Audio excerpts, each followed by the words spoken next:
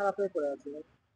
দীর্ঘদিন আমরা তো দেখছি অনেকদিনই খারাপ হয়ে পড়ে রয়েছে, আসছে সব পেশেন্ট পার্টি আসছে ঘুরে যাচ্ছে, দীর্ঘদিন দেখছি খারাপই আছে। যত তাড়াতাড়ি সম্ভব আগানো দরকার। আমরা তো মধ্যবিত্ত মানুষ, আমরা পয়সা দিয়ে অত কত পাবো, এখানে হলে খুব ভালো হতো।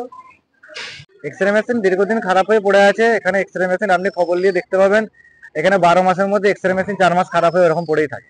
এক্সরে মেশিনটা 24শে মার্চ 24শে মার্চ প্রথম খারাপ হয়েছে। তারপরে আমরা আমাদের হায়ার অথরিটি অ্যাকচুয়ালি এক্সরে মেশিনটা ডিস্ট্রিক্টের যে আমাদের বিএমই টিম আছে, মানে বায়োমেডিক্যাল ইঞ্জিনিয়ারিং টিম, ওনারা দেখেন এই ব্যাপারটা। ওনাদের সাথে হাইটসের একটা কন্ট্যাক্ট করা আছে।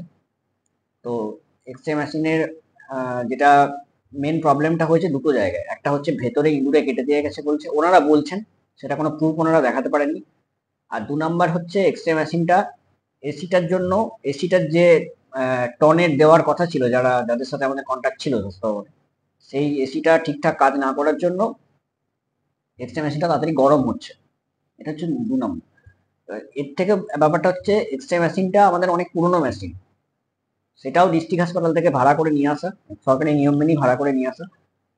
এই পুরো ব্যাপারটাই ডিস্ট্রিক্টকে জানানো হয়েছে। ওনারা যুদ্ধকালীন তৎপরতাভাবে দেখছেন।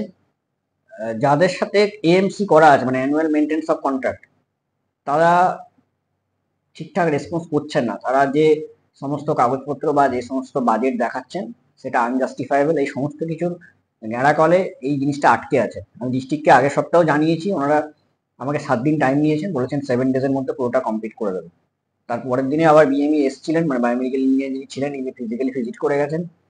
দেখছি খুব তাড়াতাড়ি